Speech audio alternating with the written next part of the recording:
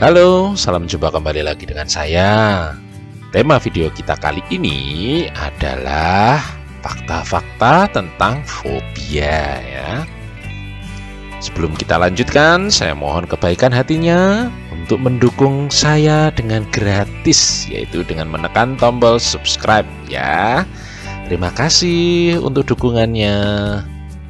Ayo kita masuk ke tema video kali ini ya. Jadi, pernahkah kamu memiliki ketakutan yang teramat sangat pada suatu hal? Misalnya, takut ketinggian, ruang yang sempit dan gelap, atau takut pada jenis-jenis hewan tertentu. Kondisi-kondisi itu dinamakan fobia. Jadi, fobia itu adalah rasa takut yang berlebihan pada sesuatu hal. Kondisi ini membuat pengidapnya merasa cemas dan lebih memilih menghindari objek yang ditakuti dibandingkan harus menahan rasa takutnya. Pemicu dari fobia itu bisa beragam ya, tetapi secara umum fobia itu terjadi karena adanya trauma di masa lalu. Misalnya, orang yang pernah terjepit lift itu takut sekali untuk naik lift di kemudian hari, sehingga dia akan lebih memilih naik tangga dibandingkan naik lift yang membuatnya malah berkeringat dingin karena mengingat masa lalu. Fobia dan rasa takut itu adalah dua hal yang berbeda loh ya. Rasa takut akibat ketakutan yang biasa dan fobia itu memang sama-sama berasal dari respon alami kita, yaitu respon yang dinamakan fight or flight. Tapi dengan cara kerja yang berbeda antara rasa takut dan fobia. Pada rasa takut yang biasa, semua informasi yang dianggap ancaman itu akan diproses oleh otak.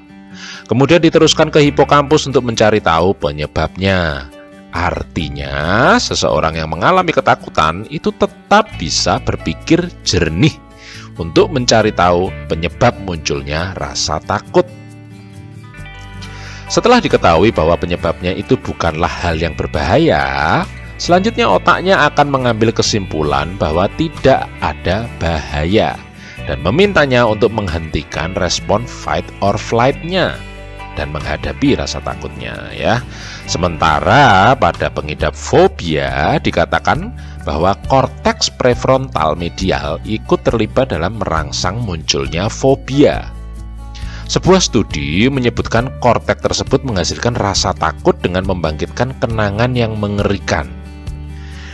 Dan ketika amigdala mengaitkan rangsangan tersebut dengan ingatan negatif, otak tersebut menciptakan reaksi penghindaran yang ekstrim ya. Itulah sebabnya pengidap fobia itu menunjukkan gejala fisik yang sangat nyata dan berlebihan saat menghadapi objek yang dia takuti. Seperti contohnya dia akan gelisah, mual, jantung berdebar, dada sesak, panik, gugup, menggigil, bahkan diare, kesemutan, bingung, hingga merasa ingin pingsan. Fobia itu disebabkan oleh banyak faktor ya. Jadi faktor penyebab dari fobia itu bisa berasal dari banyak hal, yaitu faktor genetik, lingkungan, dan trauma psikologis masa lalu. Fobia bisa terjadi akibat trauma otak yang mengubah struktur zat kimia tertentu dalam otak. Faktor ini yang memicu rasa takut sehingga merangsang amigdala memberikan respon fight or flight tadi yang dijelaskan ya. Pengidap fobia umumnya menerjemahkan rasa takut tersebut sebagai ancaman sehingga membuat otak memerintahkan kelenjar adrenal untuk melepaskan hormon adrenalin dalam jumlah yang banyak. Secara fisik, orang yang memiliki fobia biasanya akan mengalami serangan panik yang ditunjukkan dengan berbagai gejala fisik yang memang ditimbulkan oleh hormon adrenalin tadi ya, seperti yang tadi disebutkan, mual, gemetar, berkeringat, mulut kering, merasa kebingungan, sakit kepala dan pusing, bisa sesak, sulit bernafas, perasaan seperti tercekik, mati rasa atau kesemutan, detak jantungnya meningkat cepat, mukanya memerah, tubuhnya menjadi lebih dingin, dan kadang ada peningkatan tekanan darah ya. Selain gejala fisik-fisik yang disebutkan tadi, pengidap fobia juga akan mengalami berbagai gejala yang terkait mental atau kejiwaan, seperti perasaan cemas dan takut yang tidak bisa dia kendalikan. Kemudian adanya muncul perasaan bahwa sumber ketakutan yang ada di hadapannya harus dihindari dengan segala cara. Kemudian menyadari bahwa rasa takut yang sedang dialami tidak masuk akal dan berlebihan, tetapi dia tetap tidak bisa berbuat apa-apa terhadap respon fight or flight-nya tadi ya. Fobia ini bisa berdampak negatif pada kondisi psikologis pengidapnya ya. Fobia ditandai rasa takut berlebihan pada objek tertentu, termasuk objek yang berada di dekatnya sehari-hari yang orang lain bahkan tidak takut ya.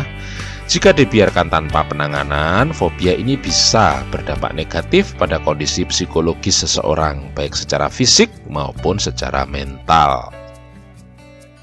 Fobia bisa menurunkan rasa percaya diri dan harga diri seseorang loh, karena bisa mengganggu hubungan dengan orang sekitar dan menghambat produktivitas di sekolah atau di tempatnya bekerja. Pada kasus yang parah, fobia ini bisa memicu depresi, gangguan kecemasan, dan isolasi sosial loh ya, terutama jika pengidap fobia ini dibully ya.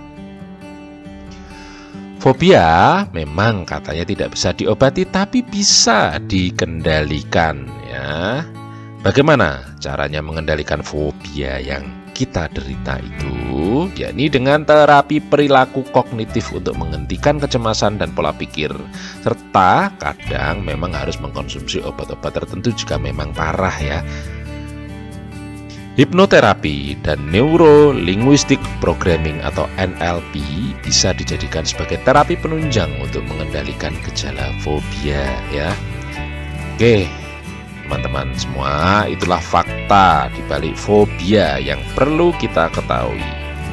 Jika kamu memiliki rasa takut yang tidak beralasan pada suatu objek dan akhirnya berpengaruh pada aktivitas dan kehidupanmu, sebaiknya kamu segera bicara pada dokter atau psikolog ya, yang ahli-ahli lainnya untuk mencari tahu penyebab dan mendapatkan jalan keluar yang tepat ya.